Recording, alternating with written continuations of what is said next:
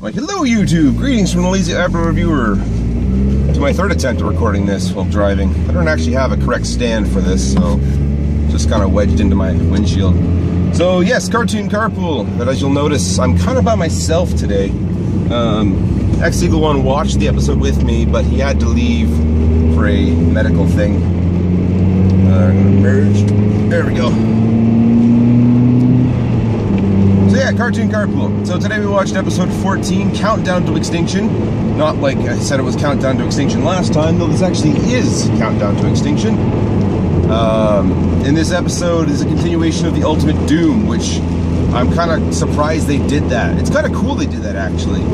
I found, anyway, that they had some sort of continuity between certain episodes. Because you think it's a kid's show, like why would they even bother? But in the last episode, Megatron destroyed the Earth with his things, and yeah, and it is kind of silly that they fixed the Earth, so to speak, in a few days, but that's where the episode starts off. Like, the Earth is in ruins, and the Autobots are out there fixing the planet and whatever, and I think that's pretty cool. As unbelievable as that might be, it's a kid's show. After that, we zoom into the Decepticons, and we get our first look at who is Frenzy and who is Rumble, because Frenzy is in the episode today. Frenzy is the red one in the cartoon, which I observed the cartoon continuity of terms of that, even though technically they did switch it around back then, which is fine, I guess. I know it sparked a huge controversy of who's who, but whatever. So yeah, Rumble is there, he's the blue one according to the show, and Frenzy's the red one according to the show, and that's what I believe as well.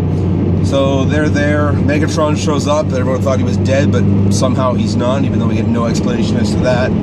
And otherwise, Starscream has taken Dr. Arkeville to Cybertron, found Shockwave. Shockwave's trying to get a hold of Megatron, but can't. And Shockwave, or no, before that, Starscream took Dr. Arkeville to his lab, and Dr. Arkeville showed him the infinite energy generator, which I don't know why they didn't just use that, because that would have made way more sense, even though it's unstable, I guess. So they set that to explode and then head off to Cybertron. In the meantime, Megatron and Optimus are kind of racing there, trying to get a hold of what's going on with Starscream. And Starscream has ordered Shockwave not to contact Megatron. So Shockwave, of course, disobeys that, gets a hold of Megatron, tells him what's going on. And in the meantime, Dr. Arkeville's on Cybertron, and Starscream goes back.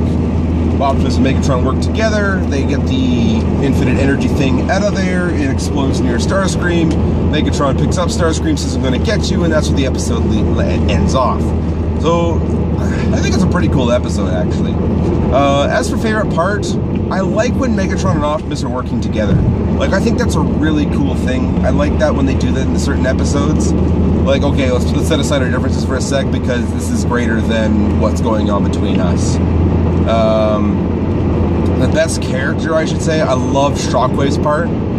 He was totally cool. Again, like I said yesterday, I didn't really understand the hype surrounding Shockwave.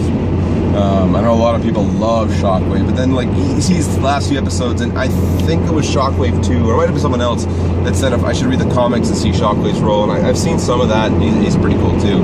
But Shockwave's role in this episode is pretty awesome, and even though Shockwave doesn't do much, his lines are so spot on. It's great. Stupidest character, he only had one line. It's Huffer. I cannot stand Huffer.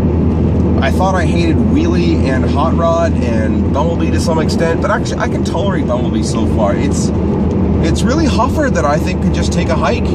He's just a moron. Won't shut up and just, oh, I think that's the point of Huffer.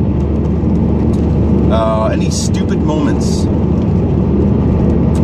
Not really. I mean, like there was a few things there, like for instance, the Earth getting fixed in a few days. That was pretty dumb. But other than that, no, not really.